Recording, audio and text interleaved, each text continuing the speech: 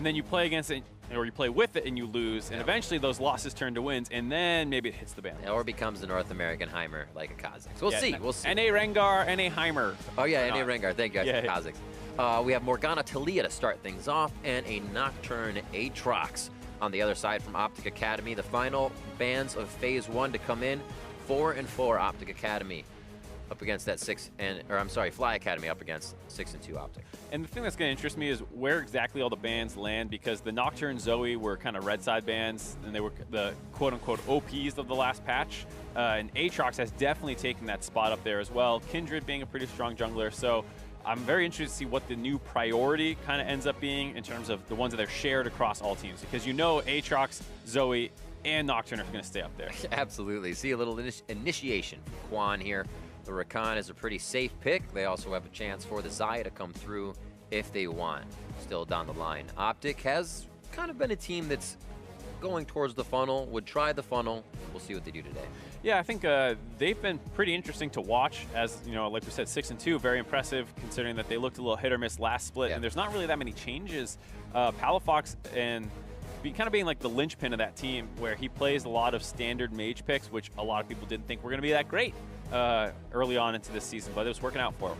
Safety here for Eclipse. They put him on the Jhin, so it looks like they're going to try to lock down some team fights in this one, but have him protected as a late game carry. We'll see who's alongside him, and possibly the mid lane as Alorum towards the tanks in his most recent plays. There is the Xayah possibly being locked in for Airy. Quan and Airy on the Lovers duo. Yeah, here we go. And we'll see where that goes, because there's a chance it goes mid lane. One of the things that was really sticking out about Meteos towards the end of that 100 Thieves lineup was him and Ryu in the bot lane were no joke together, and he was actually getting a lot of first bloods in lane on things like the Fiddlestick. So a little less time to synergize with FlyQuest Academy, but maybe a similar story, though. That Galio hover, making it look like that's not going to be the case. Not at all. He does not. They're like, yeah, nope, 3 seconds left. We're not going to be able to switch this. So it looks like they're actually trying to put that fight comp together. Who will Galio be protecting, or possibly just the Rakan to dive in? You expect Meteos is going to have something else to go in with that. Absolutely. I mean, Camille was a champion that you often see combo together, and you got those Camille, Xayah, Rakan plus Galio comps, and you just have so much engage or appeal depending on how you want to use those skills. The Yasuo coming in, a pretty good counter into Galio in the sense that you want to build a lot of physical damage, and eventually Galio just can't go toe-to-toe with you anymore, as well as you being able to block out the Winds of War. It can actually work out pretty well. So I am surprised to see the Jhin pick. There were some changes on 8.13 with the hotfix that came in to make Brawler's Glove cheaper by 200, I think, to get it back down to 400 or something like that, though a lot of the item prices as a completed item didn't change. It was just the changes with the combined cost now that Brawler's Glove was cheaper. So slight buff to Yasuo, and maybe a little bit to Jhin as well, assuming you go for the crit Jhin build. A little early crit. Yeah. See, Yasuo, they have a lot of AD on the team so far, and they're getting hit on Mundo for the top lane, so it takes a little AP away, as there's the Camille actually coming from FlyQuest Academy to hit Fnatic up on the other side for OpTic. Interesting to see the Camille ban by FlyQuest. Yeah. I mean, Meteos wasn't playing Camille really in the LCS, so maybe it's just something he doesn't play, and he's never mind. And maybe he's concerned about playing against the Camille in the early skirmishing, because it obviously works very well with FlyQuest comp. Works well with OpTic Academies too, to be fair. If you have the Camille and Yasuo jumping onto the Xayah, maybe you can lock her down. Interesting as they continue to pinch that top side of the map, obviously knowing Ari and Quan have their picks. Lock down what Meteos and No could get, as Trundle is locked in on the other side, saying, hey, you might have to take a Sejuani, and then we get a great matchup there for Fnatic. Yeah, it does feel like a little bit of a read on what Meteos wants to play, as well as the fact that you saw the Gragas, Xin, and Camille banned out. A lot of really strong level 2 junglers, and getting rid of the other kind of magic damage tanky jungler that was basically leaving Sejuani up for him and forcing him into that position. Is also still a good pick into Galio, who ends up usually building a couple resist. You can build the AP one-shot Galio, but for the most part, people still end up grabbing some resists in there. And it is pretty great composition. You know, kudos to Cop there for a moment, always on teams that vary up their picks, have a few flex coming in, but usually come out on top ever so slightly. The Olaf is the answer, though, that we see coming in from FlyQuest. So Meteos says, you want to go toe-to-toe, I'll be right up in your face. I mean, Olaf's not bad, has a lot of early tempo in the jungle. The Trundle-Olaf matchup is one that we've seen a fair amount going all the way back to spring, where early on, Olaf kind of controls the pace of the game, and Trundle's playing catch-up until it kind of flips on their second item and a half, where Trundle just becomes a much better frontliner compared to the Olaf. He's like, why isn't this guy dying? Yeah. How is this happening? I was just killing him a second ago. Darius is locked in, so they will absolutely be able to cut through that top line of basically squishies here if Fnatic is, or I'm sorry, if Gate isn't saving them on the Tahm Kench. It's very interesting because you pointed out how Alorum, for the most part, plays tanks, and the Darius was a bit of a call-out saying, well, play tanks into me. And then there you go. You see he's like, nope, not going to do that. I'll take Vladimir instead. And this was an interesting game where both teams trying to call out what the other player's tendencies are. Absolutely. Meteos wants Sejuani, so we'll take Trundle early. Alorum likes to play tanks, we'll take Darius early, and both times ended up getting not quite favorable matchups as a result. It's usually you see it kind of be one or the other. The first phase seems like everybody got a little bit of what they wanted. We want to run this bot lane, we'll run this bot lane, sweet. But then you're right, back and forth, they're adjusting for the picks. We'll see if that actually hurts anybody going into the game, because you may not have gotten something you wanted at that point. You're just playing against what you saw. Yeah, so was the Darius pick worth putting Alorum off his comfort champions, or will this Vladimir actually smash the Darius now with the counter pick? We'll have to see. Absolutely. Well, we'll have to also see FlyQuest Academy now with Meteos in the jungle. First game, well, not first game on Olaf, but now on Olaf. And we'll see if they can produce more results here against OpTic Academy. On to the Rift. Chickens. The chicken Galio skin is one that I don't love it. I think it's like makes sense for his skin, but then his abilities just look really funny. Chickens. Yeah, just the winds of war hit and like a drumstick pops out, and you're like, what? I like it. It's about sending a message. The game is going to be hot and greasy. Ew. No to the top. Gets one quick swipe on Alorum. He doesn't want to play ball for now, so they just continue to back off. Nice pressure, though. Looks like Meteos and No actually want to stay here for quite some time and really start to mess with Fnatic's jungle. Yeah, I mean, Olaf is one of those level 1 champions who you just don't want a piece of at all. If you're pushed up in your jungle, he catches you anywhere near river. He gets that chain axe slowdown. Very good at forcing flashes. He actually is one of those champions, so like a persona that would say, yo, you want to hit me? You want to hit me, and you hit him, and he just gets more mad. That's how he works. He starts swinging faster. You do not want to mess with that early. Yeah, play style and aesthetic matching up pretty good for Olaf. Quan is actually still hugging that top side, and it looks like Gate felt like something was happening, so his rotation will be late to the bottom. Shouldn't mean too much for the farm, but they may go aggressive on Airy once they see Quan towards the top. A 3v2 to start things off, and they will stay to make this very troublesome for Fnatic. Alorum not getting himself to lane. Smite goes down, and that goes to Meteos. We'll have to watch Fnatic's pathing. That was actually a really good invade by FlyQuest that could have been even better because they didn't drop any wards when FlyQuest pushed in. And I'm sure Meteos noticed that and called it out and said, listen, they're susceptible to a late invade. They didn't ward us after we left the jungle, and they tried to go back in. He unfortunately missed his first axe onto Fnatic, so they couldn't actually chase down for the kill and just had to settle for the red buff. Oh, Meteos feeling like he could actually trail Fnatic here. And they're going to walk around into the brush. He is going to lose this red, but now he has Quan. The undertow into the brush actually alerts them that the rest of OpTic is there, and they are one step ahead on this already. Possibly a flash coming in from Fnatic. He gets locked up. Damage comes in. He's just over the wall. Damage on the Dragon to Absorber. Actually add more to the fight, and now the roots start coming in from Eclipse in the bot lane. Remember, he was there alone, getting that fast level 2. Palafox level 2 is now dashing back and forth, and OpTic actually turned this one around in their favor somehow, and now a flash from Peckinwolf. Really crazy fight early on in the bot red jungle for FlyQuest Academy, and I thought it was a great call out by them saying, I'm level 2, I'm Olaf, you're level 1 Trundle, I can go down and murder you. And Fnatic delaying his flash over the wall was interesting because I was like, okay, he's going to save his flash because there's just no way, you know Meteos is going to flash follow you. So I thought this was Fnatic basically saying, you got me, I'll just go down quietly and die. But what he was really doing was delaying until Jhin was collapsing. He had the push advantage in the bot lane, and so Fnatic kind of baits them all into this fight. They get desperate to clean up that kill, and then from there, Eclipse with a red buff on Jhin, level 2 is able to chase down, as well as the fact that Palafox has his E to dash around. They find 2 quick kills and bounce back from what was a bit of a disastrous level 1. Wowzer. What a play. Coming really for both teams there. We talked about how fast it was going to be reactive, and OpTic were really on the winning end of that one, but it does not end. Meteos right back to lane. They continue now to go after Gate, who just had to leave lane for that fight. and now goes down. They also get Eclipse Flash. Oh man, Meteos is just such a smart jungler. He's kind of putting it on display here. Yeah, he got a little greedy chasing for that kill, but he knows there's no flashes down the bot lane now. They know they haven't had a chance to ward out yet, so he instantly goes back down there. Level 2 says, this will teach you for baiting me. It's that, oh really mentality? We'll see about that. Goes down just about 4 minutes in. A kill a minute to start things off here, and a 300 gold lead as it gets spicy on the Rift. So we're back into the Academy. Fnatic now heading towards this top side. Should see a little bit of pressure from Pekin Wolf.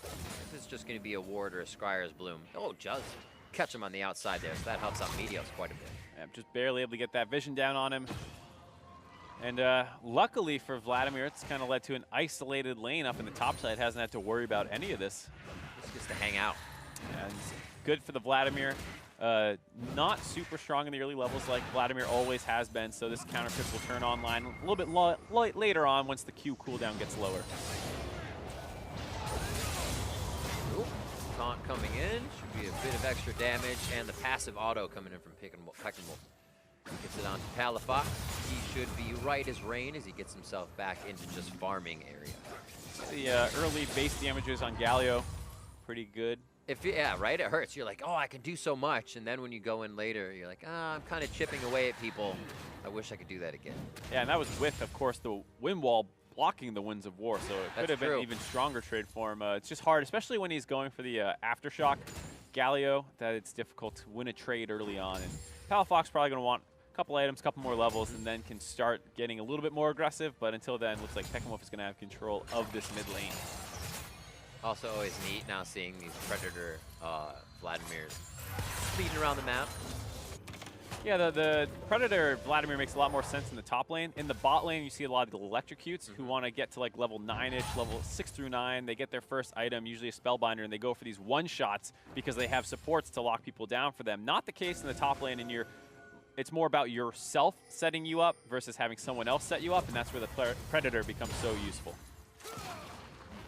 Pekin Wolf just slides backwards, but he does have Fnatic off in the wing here. That could be a problem.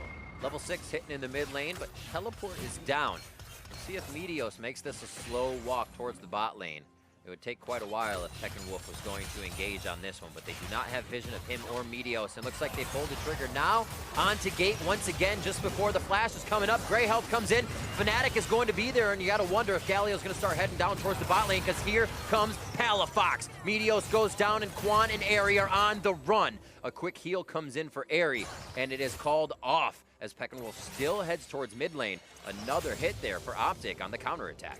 Yep, there we saw a really nice attempt by FlyQuest Academy, but Gate was able to get a very large Grey Health off, which kept him alive. And importantly, he got his Ignite down too, which made sure to tick down on Meteos, so that when Fnatic came in to counter gank that, he was able to trade the 1-for-1 kill. Also, something I just noticed, we have Hail of Arrows on Eclipse. Surprisingly. Before I talk about that, we'll take a look here, and Predator coming in, very easy to get on the Gate, who's still flashless from all that level 1 stuff, but that big Grey Health keeping him alive long enough for that root to come in, the Ignite comes down, and Meteos is in big trouble even without Fnatic really coming in. Chomp down. But yeah, the Hail of Arrows was another thing that kind of got buffed on this patch a little bit. I think it was the arm time on it was dropped, and it's surprising to see on Jhin, but... Deadly Flourish. Oh. What? Yes. The Hail of Arrows. Yeah, the rune or whatever was... Oh, the rune, yes. Yeah, I was thinking of the Hail of skill. Blades. Right. I said Hail of Arrows. That's my bad for messing with you. You're good. Yeah, Hail of Arrows, Hail of Blades, whatever it's called. We got there. Haven't seen it very much in the LCS, but there it is, swapping out the typical comet that you see for it. Yes. Now I understand. 8 minutes on the clock, and now Gate and Eclipse feeling actually pretty good here with that BF sword in Eclipse's hands as well. The mid lane trade continues back and forth. You can see that health now for Pekin Wolf doing good, but Palafox still able to cut through it, goes for the hit on and under the turret. He is going to be able to get it. I thought the flash was going to keep Pekin Wolf alive for just long enough. Disabled with Ragnarok, but he gets around. There's the pillar coming in, and he cannot get around it. It's still going to bump him. A beautiful save coming from Fnatic. The teleport from No was already started, and they continue in the bot lane as the fights go coast to coast. And there's the entrance coming in from Quan. He's forced to get back onto the fight. Just a little bit of protection coming in as Airy cannot reach. The gray health is on now for Gate as they slowly take him down, and he is dunked by No. Crazy fights breaking out in the bot and the mid lane at the same time. Palafox putting on display why he is kind of cementing himself as one of the best mid laners in Academy. Gets a nice 1v1 dive off and has the mechanics to escape as well. Unfortunately, TP advantage down the bot side, so No was able to jump in there, and once again, Gate's getting punished. Oh, nice block by Quan on the deadly flourish. Curtain call comes down, and they exit stage right out of this one. Meteos and Quan get themselves the safety, just about 500 HP combined. No is actually still hanging out down here as they've rototed. Rototos. Peck and Wolf top. Let's see this one again. Yeah, this is kind of what started off all this action. Peck and Wolf gets interrupted, gets ulted away from the turret. And Palafox, like we said, with some levels, with some items, is going to become a lot bigger threat in the 1v1. And the flash by Peckenwolf kind of gave Palafox his way out because you flash follow away from the turret. And that kind of got him in some trouble. This TP also coming in right after the Vladimir had teleported up to the top side. So this is going to be a 3v2 that they cannot get out of. Nice follow by Quan, getting the knockup on Gate. No holding his abilities here, knowing that there's really no way for Gate to get out. We'll have the gray health, doesn't matter. The bleed, the ult, finishes that kill off. Both teams kind of try and fight over that blue buff, but no more kills to be found. Back and forth, a kill for kill. This is what we like to see, and this is what we expected to see with the picks coming out of Champion Select. Alorum having a bit of trouble here before he hits 9. Gets a level 5 on that Q, so he can get healthy real quick. Last breath comes in. So it feels like Peckenwolf is still breathing on this one. Gets himself out with the ultimate onto Meteos, but now they also know where Meteos is, so they can put a little bit of vision down on the map. Yeah, nice escape there by Peckenwolf, waiting until the CC came out so he could get out for free, but still a good force out of OpTic. They cannot use that ultimate now aggressively to potentially dive bottom or anything like that. Peckenwolf has been held in check by Palafox for the most part of this game. Galio's at his scariest when he's comboing with dives and other things like that. He's mostly been under his turret. Currently a hero's exit. Yes. At this point. Is it really a heroic action if you are running away? Not so much. Cowardly exit. Ooh, wow. Nice feather pullback as Eclipse kind of gets a little lax in lane with what he's paying attention to and takes half of his health and damage. Quan looks like he could activate on this as they step up. He just goes for a love tap. It's Rakan, he quills. Why not? And this is why forcing that Galio ult out is pretty important, because you're losing these bot lane trades, and it'd be much scarier if you had to worry about an Olaf Galio coming in behind you. Very true, especially with Palafox having cleanse in that mid lane. He's not teleporting around the map to kind of offer what Peckenwolf is going to offer in a split second. Quickly going in. Oh, hello, Pink Ward, says Meteos. He clears that up as he keeps himself up and around on the map. 1, 2, and 2, and 0, 1, and 2 are what we're looking at for the junglers, but still eyes on Meteos here in his second game with FlyQuest Academy. Oh, so rude. Lauren tries to back. Things are quieting down, but I feel like once I start to say that, we're going to see immediate action. Already towards the bot lane, Meteos is hovering as Quan has stepped forward into the brush. Trying to see if they'll walk forward a little bit. They've done a good job of dropping a lot of pink wards down the bot side of the map here to set up these aggressive plays around their winning lane. They're fine letting the Darius-Vladimir matchup go kind of even for right now. And it would be pretty hard to gank Vladimir anyway, so they're trying to punish Gate, who has already died quite a few times. Still that pressure in the brush, not necessarily needing vision up on that pink ward, but FlyQuest is doing a great job of being able to hold River, but also allow Fnatic to do quite a bit on the other side in OpTic's favor. Yeah, I'm sure Meteos is getting a little impatient, though, because despite all these pink wards, they haven't been able to convert it into anything. So going to just take that bot lane pressure and grab a Drake, since they had not been able to find the opening into the bot lane. Nice and easy. Dragon goes down, Eclipse and Gate stay safe. Fnatic and Palafox just kind of hanging out for a moment as they farm that mid turret. Interesting, Palafox actually isn't just destroying the Raptor camp. He says, no, you can have it, Fnatic. I'm a nice guy. Scuttle Crab looking for top side. It's already taken down as Fnatic is just doing some ward duty. We'll see where the rest of the lane goes. Teleport for him. That cannot happen with the passive. That would be sweet, though, if Rakan could actually teleport with the other part of the Or you could, like, E once he's teleporting in air to redirect you. Let's go. Yeah, that'd be broken. Yeah, it'd be broken, but it'd be really cool. Raspberry. Storm Razors. Ooh. Yep, Storm Razors Liking coming 'em. out. That was one of the items that got a small buff on 8.12, I think, as opposed to 8.13. Yeah. Was one of the things that started putting Crypt Marksman back on the map as, ooh, they just short. Gotta try. Good bit of damage. Waiting for that Crimson Rush to come back up before he throws another one in. Actually, using the Sanguine Pool first. And flashes over the wall. This does not look like a good situation for Alorum. He gets hit. The bleed is still on. Apprehended in. And uses the abilities quite backwards as he gets himself taken down with the flash as well. Peckinwolf now trying to head towards the top side. And he is the caboose to the rotation train. It does not look like he's going down, though. Made of steel.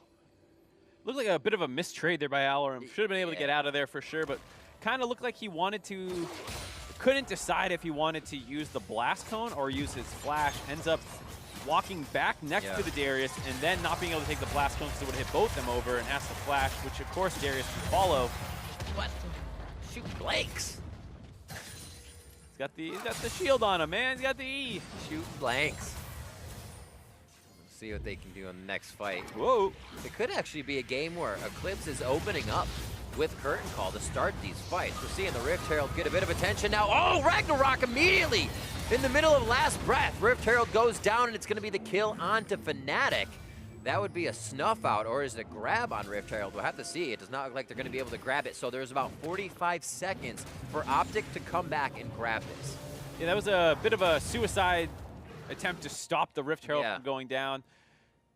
As Peckinwolf was able to ult in on top of Meteos, and the TP flank coming in from No, and now there's that. Like, I want this right now. I don't think Quan can stop him by himself. They're waiting for Meteos. They're going to defend this off. I love this. That thing usually stays up way it's about too 40 long. seconds. And it puts an awesome fight. And oh, it just disappeared before Alorum could get to it. He turns tail and starts heading towards the bot lane. Gates in a sore position now. The charm hits on the quickness, and he will go down with the sickness. That was very sad for OpTic. Uh-oh, ooh. Almost got his cape there. But yes, I absolutely agree. It just flipped right there for them. That was another suicide attempt. The first one to stop FlyQuest from being able to get the Rift Herald. They're able to get the smite, and then they go on another suicide mission. This time, Gate going in there to try and buy space for Alorum to grab it, but it timed out right before he got there. It's nothing you ever really play around in that instance. So you're like, oh, we can walk in and get it. So you haven't prepped for the fight, you don't know it, and they just so sloppily keep trying to get it. It hurts them pretty bad. Well, it felt like they had forced out Quan, so maybe they can walk forward and get it, and then right then it drops Alorum, and then everyone's just split up. One's running into the jungle, one's running to a turret, one's running back to top lane, and once again, Gate has his team doing him dirty. Yeah, Gate is having a rough game. His positions are just kind of cut off at the last moment, and he's like, well, I guess it's a better idea to lead you away from my team. So in his effort to help, he's also going down quite a bit. 0-4 and 2 for him. Still with the ability to save Eclipse, 2-0-1 and a 2-0-0 Califox. And really the people they fielded on this composition to do the damage. So they're up those numbers. And it's worth pointing out, too, that OpTic does have their 4 kills on the right members. You see a very strong Yasuo and Jin's coming out, excuse me, where on the flip side, Olaf getting some early kills is great, but if you don't snowball like crazy, he will still continue to drop off. Rakan with those kills, not going to be doing too much. Will get his... yeah, Ari would love to not be 0-0-4. Yeah, he would love 2 of those kills for himself. Feels good for No, though. He has dunked 2 and assisted in dunking 2, so keep it in the stats. Darius could be very big if they decide to play that lane consistently, calling Alorum to the top side, who wants to participate in these fights. Now getting pushed off his lane, Meteos goes between the turrets, and he says, I want part of this. You don't get solo gold.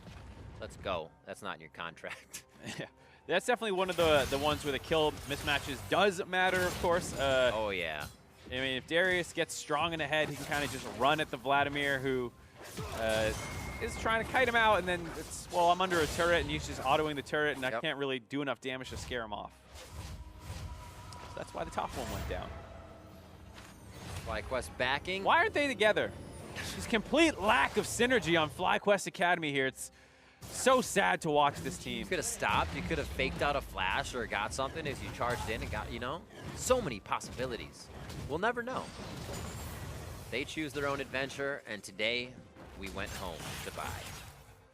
We'll be back on. They come out split? No, they're actually under each other. I can't see the coins. But yeah, Ari and Quan are together there. I believe No has joined them. So with 4 in the mid lane, they'll have Peckinwolf just on the outside with his ult up, ready to make a hero's entrance. They may find a reason to do so quite soon. Mountain Drake has spawned. The second one could be in favor of FlyQuest. Got that chicken on your mind, huh? It's so much flavor. This should be a good fight for FlyQuest. I feel like at their items, they're a little bit stronger with actually the pen coming in might be good for Alarum. If he can find an angle onto the backside, that might be enough. Let's see, you have Meteos and No. Quan with that shield, so it might actually be hard to open up with the curtain call. You wouldn't be able to separate the team too much, especially Peckinwolf just standing in the front eating the bullets for breakfast. So back to mid lane. It doesn't seem like OpTic really bites into the Dragon attempt. Now with one more wave clear, it looks like FlyQuest are going to try to rush it down. He's got to be a little careful, though, because Vladimir is in the position to flank on the backside, and the 4-man chorus is going to charge right through the middle. Well, curtain call does start up. Peckinwolf in the pixel brush. Alorum is in the backside, and he flashes in, throwing down the hits. Who's going to go down next? Fnatic has already fallen. The Dragon will fall in favor of Meteos and FlyQuest as Gate chomps up Palafox. As he gets spit out, they get reeled in, and No apprehends some more for the team, taking down Palafox and securing a kill for Peckinwolf. With 3 dead, post 20 minutes, they might be able to actually just turn this into a Baron attempt. They also got both Mountain Dragons, so they should be able to burn this one down very, very quickly. And I don't think OpTic will be able to stop this. No way. Meteos on it. Peckinwolf very healthy. The shots from Curtain Call are down as Fnatic sprints out of base, trying to make his way to Baron. The health going just too low to attempt. 2,500 HP. Alorum flashed into the last fight, so he cannot get that Tides of Blood in. Quan goes over the wall, gets his defense to his teammate. Thankfully not carrying a grenade over, and they are good to go. Baron now for FlyQuest Academy. In all things considered, this looked like it could be a decent fight with that flank coming around, but Fnatic is just going to get chain CC'd and insta blown up. Never got his ult off onto Peckinwolf. If he got that off, they might have been able to win this fight because Alorum's flank onto Ari was actually pretty good. He got him forced out of the fight very early on, but there's just no follow-up now. There's no Trundle Pillar to set up Palafox, and they just kind of continue to get chased down, and it all comes back to vision control. The fact that they were able to keep the Galio hidden in that brush and then chain CC the Trundle down was the biggest reason for why FlyQuest was able to win that fight so decisively. Very slow and methodical clearing of the vision. I mean, they still have it in that Dragon area that allowed them to win that fight. It just took a few waves and a few position pushes in the mid lane. 10-4 now as we finally see a separation in this game. 5,000, going up on 6,000 gold lead here for FlyQuest Academy, and it does not look like they will stop as they start hitting up the second tier turret in mid lane. And you talk about the lack of Palafox TP earlier in the game as he has cleansed. This is a time where it's disastrous. He has no way to get back quickly. He can't be split pushing and have them defend their base at all. He walks away from the minions just to give them an idea, but they know the timing. 8 seconds to get back. A little bit of time to run off the fountain now that home guards are activated, and just enough time to play with the inhibitor. 1 down in favor of FlyQuest as they now have super minions in the mid lane. Definitely a confusing decision there. You split away just in time for them to take your inhibitor, but you leave just to make sure you can't take their top turret. Bit of a boo-boo there on OpTic's side. And now they're in position to try and defend this, but it's going to be very hard with the amount of frontline and dive that FlyQuest has. No kiss will cure this. The kiss of death, maybe. Take it all away. 23 minutes. Making their way into the second inhibitor turret here on the bot side. OpTic looking for a way in. Fnatic tries to get himself just on the front steps and is immediately taken down.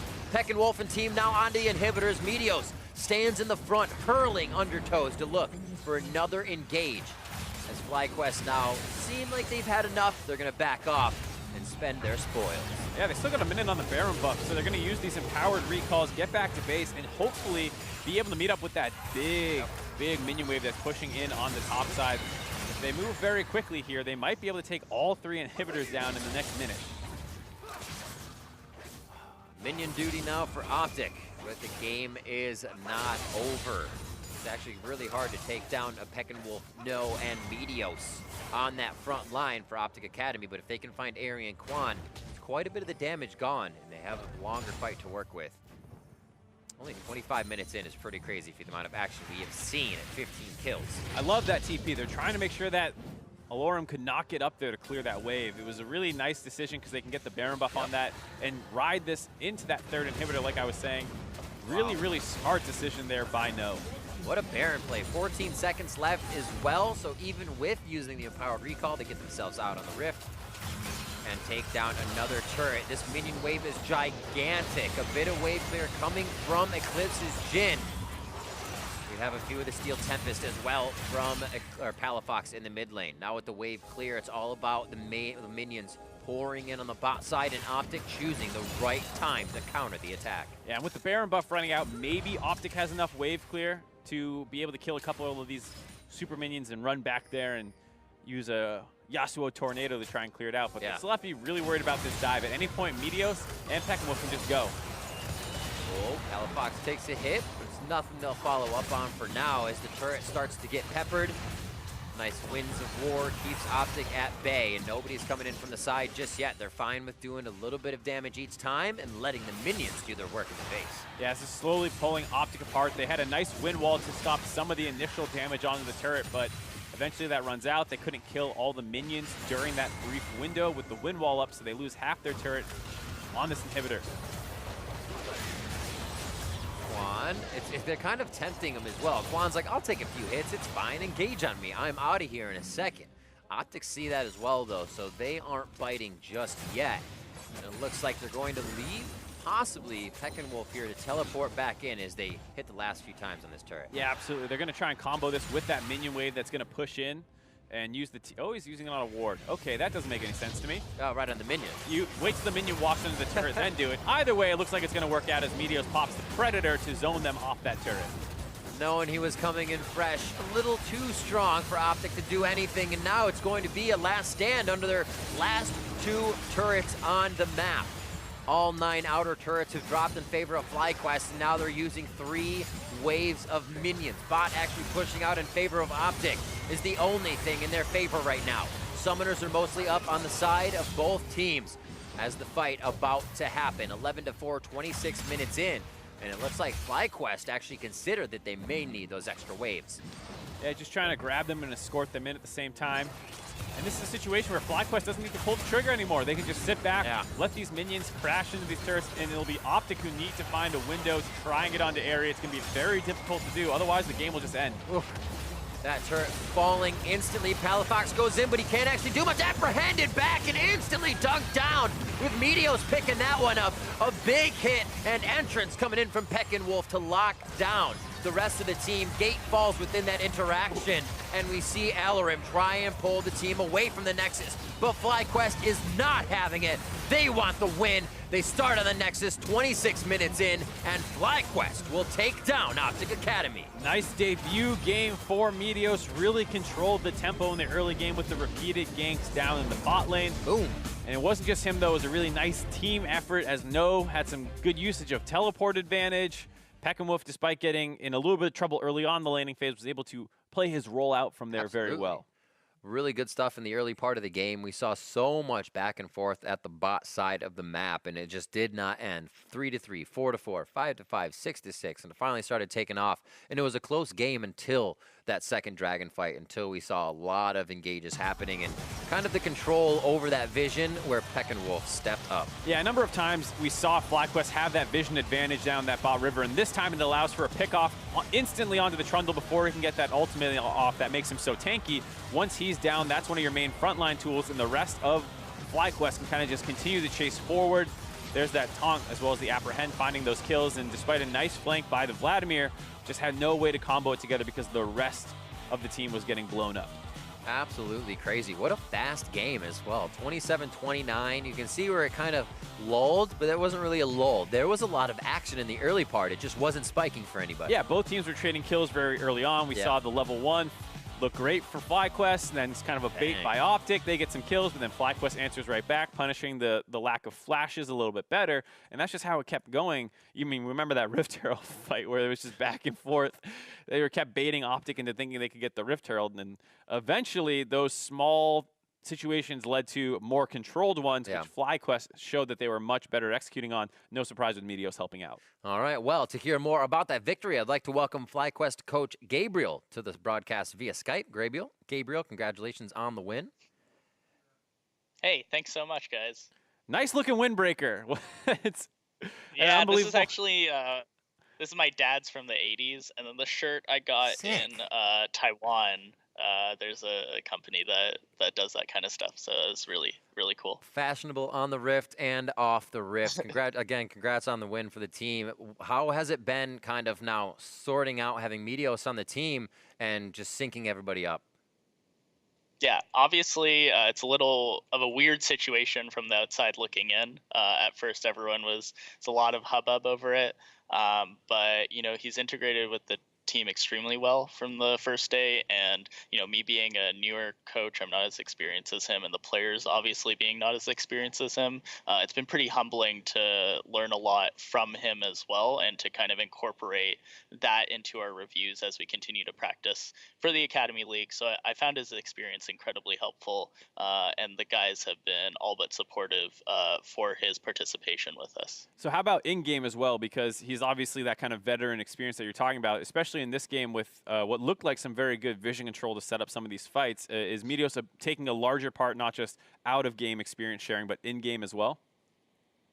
Yeah, so a huge focus this week on scrims has been taking control and maintaining control. So, a lot of Academy teams, they kind of pull the trigger too early. They kind of rush set plays like objectives or tower sieges. And a huge focus for us this week was just keeping that control and maintaining that control. The second dragon that you guys pointed out was a great example of how keeping that control kind of put the other team in a more awkward situation where they felt really uncomfortable and felt they had to pull the trigger. And obviously for a comp like us, if you're going to give us Rakan, Galio, Darius, that's a lot of engage to kind of just face check into, and you saw the consequences of that. So absolutely. Currently, what's your take on what's going on with the meta? We're seeing a little bit of the Heimer, all of that obviously, but we're seeing the Gragas come back, some Smite mids. What's FlyQuest kind of idea about that moving forward? I can't share secret strats necessarily, but I do enjoy the diversity. Right. I think creates a great challenge for a coach, especially because before you're just kind of like, oh well, these picks are up, we can just get this, these picks are up, we can get this, but now you kind of have to think more, you have to be more cognitive about exactly what's going where, how exactly things will fit into the greater scheme of things. Giving us that Rakan, I think Rakan is kind of a scary pick to give in this meta specifically, because you can funnel with it, you can play Xayah with it, and also funnel with it, so there's that flexibility of whether it goes bot or to the jungle, and then you could play it with mages too, like Swain Rakan is a perfectly fine lane. That's also really scary. So I think this meta more than ever is really exciting for a coach to be able to be more participatory in kind of the team's pre-game actions and contribution to winning. Awesome. That's great input. Gabriel, thank you so much for coming on for the interview, and congratulations again on the win. Yeah, of course. Thanks, guys. All right, we are headed for a break, but when we come back, it's Clutch Gaming versus Cloud9 Academy. We'll be right back.